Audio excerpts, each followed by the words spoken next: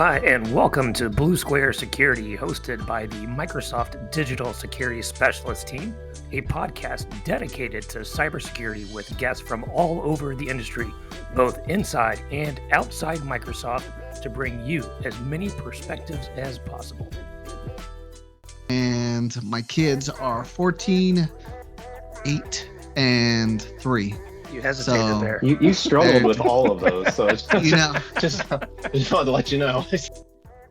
This is episode 1 of Blue Square Security, and today is simply an introduction to your three hosts. Myself, Greg Wartes, out of Atlanta, Georgia, and Michael Vitale and David Driggers, both out of Texas. We hope you enjoy this conversation and the ones that we've got lined up in the future. Thanks so much for tuning in. All right, and welcome to the first episode of Blue Square Security. The intention in this first episode is to keep it short, sweet, and simple. Wanted to just kind of go around the table with the three of your hosts, myself, Greg Wartes, David Driggers, and Michael Vitale. And we just wanted to give you a quick update on who we are, how we got here, and what the intention of this podcast is. So I will start, and then we'll go around the corner here. My name's Greg Wartes. I'm out of Atlanta, Georgia. I've been at Microsoft for about 9 months now. Prior to Microsoft, I was with Checkpoint Software on a account executive role, as well as a global account executive role. Prior to that, I was with a couple different Microsoft partners. Prior to that, spent some time in the golf business. And my introduction to the world of technology from a professional standpoint was IBM, which seems like a different life ago. Outside of work, me as a person, I've been married for almost 18 years. I've got 3 kids that range from 17 down to 12. I've got 2 dogs in the house. And the little title that we've got on our podcast is Real Cybersecurity Solutions. So I just wanted to kind of paint the picture of what we're actually doing. The 3 of us are doing this from our home offices. We're not doing this from some radio studio.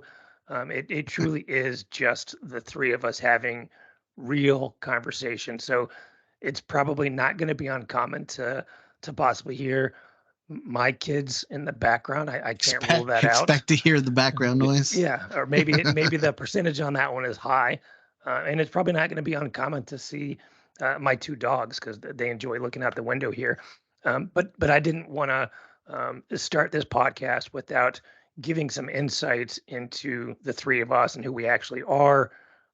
We're all digital sellers on the security team at Microsoft.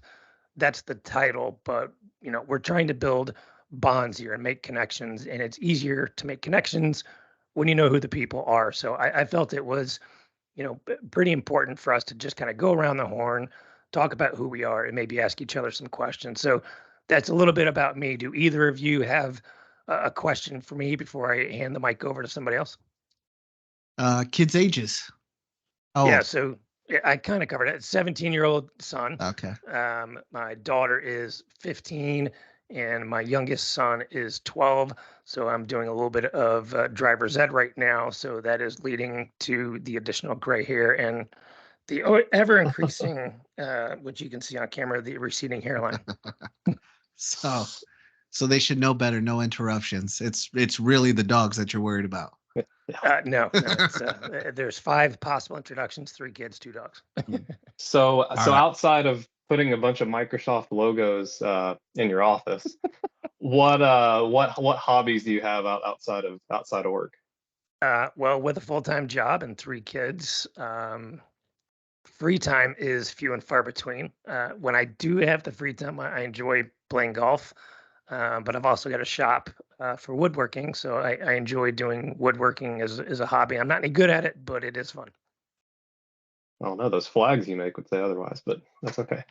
Yeah, I used to have those behind me. So, that's a little about me as a person. Let's move over to David. David, tell us just a quick synopsis of who you are as a person.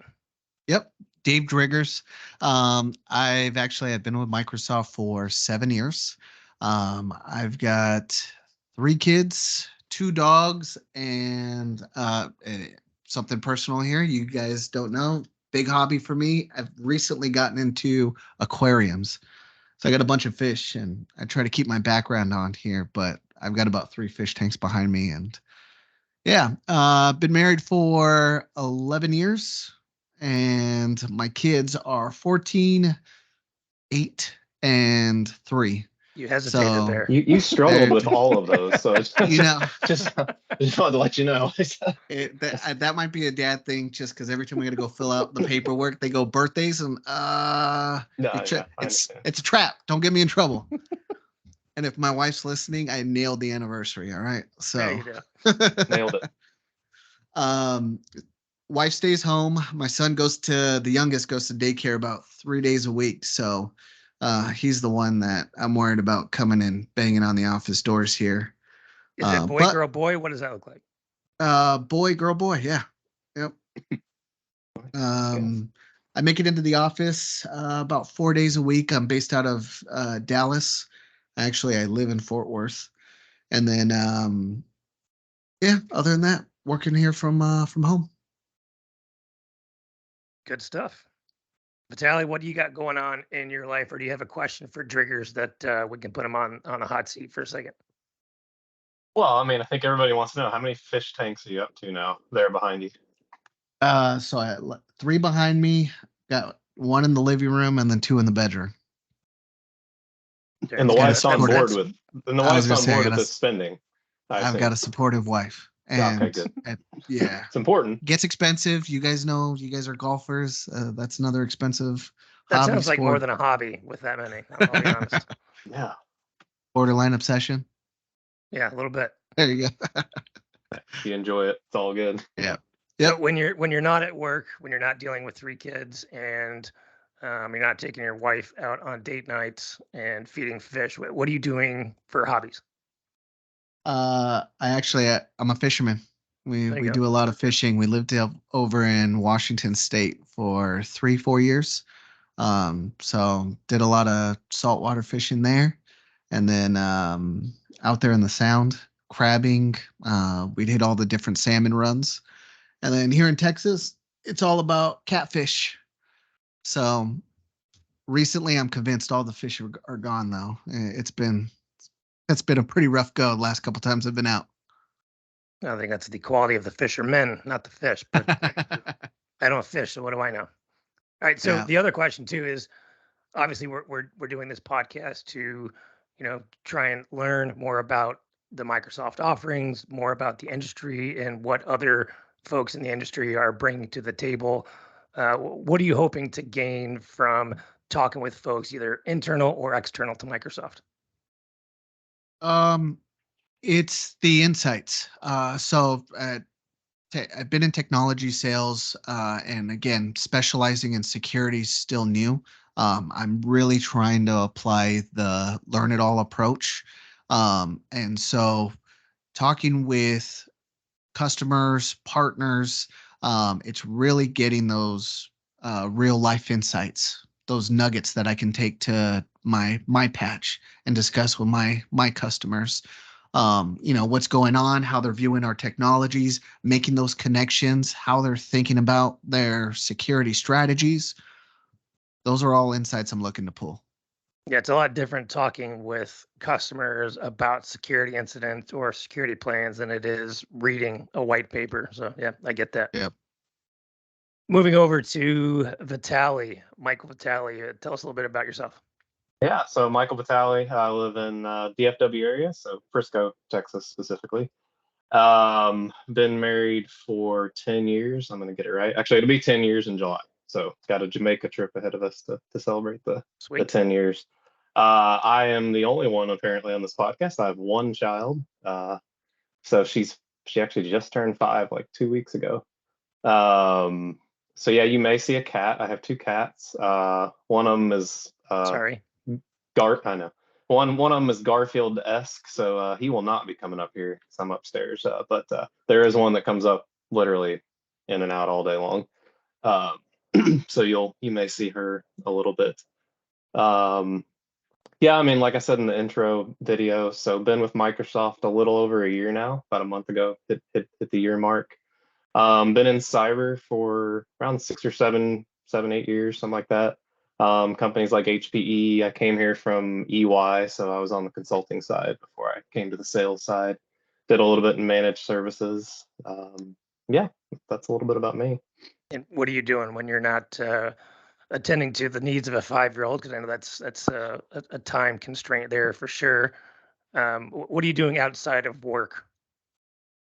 I would say golf, but that's become few and far between. I do, although it does not look like that, like it. I do like to work out, so that's usually where you'll find me. I've built my own garage gym, although it's not as impressive as some you'll see on YouTube.